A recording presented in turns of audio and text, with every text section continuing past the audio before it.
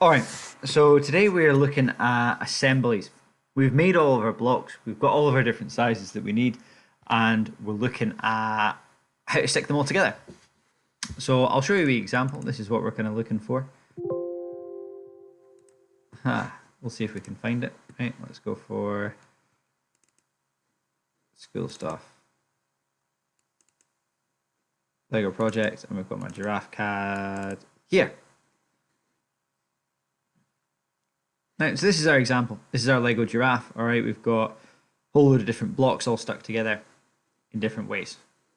Okay, and we're going to talk through how to apply what are called constraints and how to generate our assembly. Okay, so if we close this down, we'll start from scratch. So the first thing we need to do is we need to start the same as we always do. We're going to go hit new. But instead of creating a part, we want to create an assembly. So that's the second one's down. Okay, we've got a whole different kind of assemblies. We've got welding assemblies. We've got mold design assemblies. Neither of these we want. We just want a bog standard millimeter assembly. So we'll double click on that. Once our assembly is open, we need to start bringing in some of our blocks. So we've got our giraffe, which we're going to start building, and we've got it in here. Now yours might say place from content center. We don't want that. So if we click the arrow down here, we'll just get standard, just place. So we'll click on place. And you need to go in and you need to go to your folder that you've created and you need to find your different blocks. So mine are all in Giraffe CAD. And I'm going to put the biggest one in first. You're going to put the 2x10. That's his body. So we're going to put his body in first. So if we open that, and we'll left click, and that'll go in. If we click multiple times, that'll let us put multiple blocks in, but we don't need multiple blocks. We only need one body. So we'll start with that. So if we right click and we hit OK, we can rotate this around so that it looks a wee bit more normal. And we're going to start with the legs. So if we place in some legs, so we hit place again, I'm going to find out which ones are his legs. So I think it's this one. Yeah, we've got a wee preview here. Open up. So I'm going to put 2 in, just for his legs at the front and his legs at the back. Right click, okay. So what I need to do now is I need to stick his legs in place. You see they're all at different heights, they're all in different places. All right, so we need to start lining some stuff up.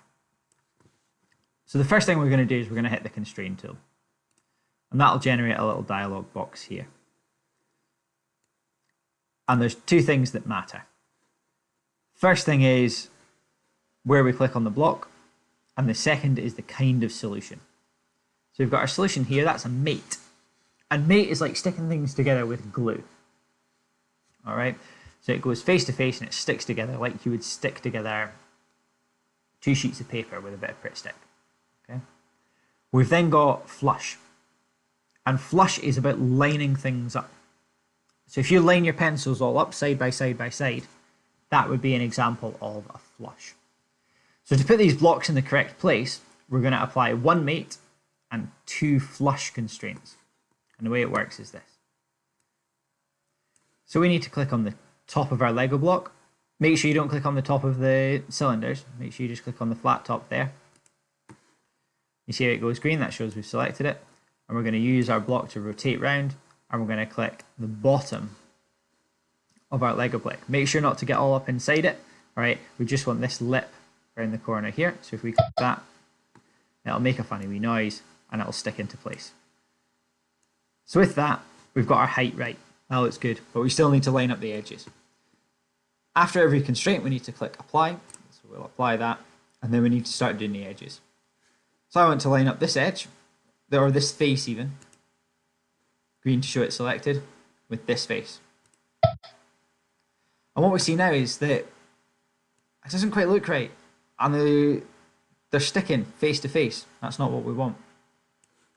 So what we need to do is we need to line up. We need to use flush constraints. So if we click on that, that looks a bit better. So we'll apply that. Next thing, we've got this one, and we're going to line it up with that one. And it's learned this time that we want a flush. So that does it there. So we're sticking top to bottom, side to side, and side to side. I'll show it again here. So we've got top of this, Bottom of that. Now you see it looks upside down. Well, that's not any good. If we check our solution, it's actually set to a flush. What we want is we want a mate for the first one, remember. So we'll click mate. That looks better. So we'll apply that. Once again, we've got our side and our side. So it's mated that. It's not what we need. And then we've got front to front, and that's a flush too. If yours don't look right, if they're popping into place and it's making the funny noise but it still doesn't look right, just double check your offset here. Every so often, for reasons that we don't know, the computer will decide that you need an offset that is greater than 0. Right? So just make sure that your offset's at 0 here, and that should sort you out. So for the next minute or two, I'm just going to pop in the rest of the legs. I'll talk you through it as we go, but I'm just repeating the steps. So I'm hitting place. I've got legs. I'm going to open them, and I want 2 legs on this side, 2 legs on that side, right click, OK. So we're constraining top to bottom. Remember to get the lips, don't get an edge, get a flat surface.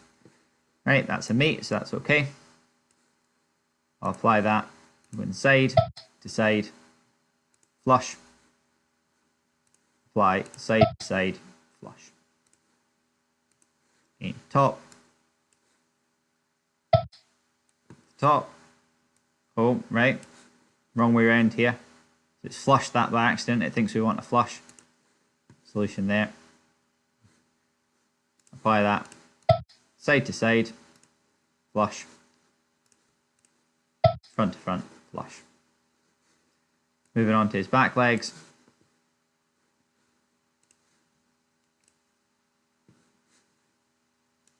What we can do, in fact, what we can do here is we can make a little sub-assembly. So we can constrain these 2 blocks together. So we've got the top of that one to the top of that one, side of that one, side of that one, front and back of that one there. What should happen now is if I adjust this and I go top of this one, spin it round, bottom of that one, we can see they both move. Same outcome, just a different way of doing it. And we'll line up their sides.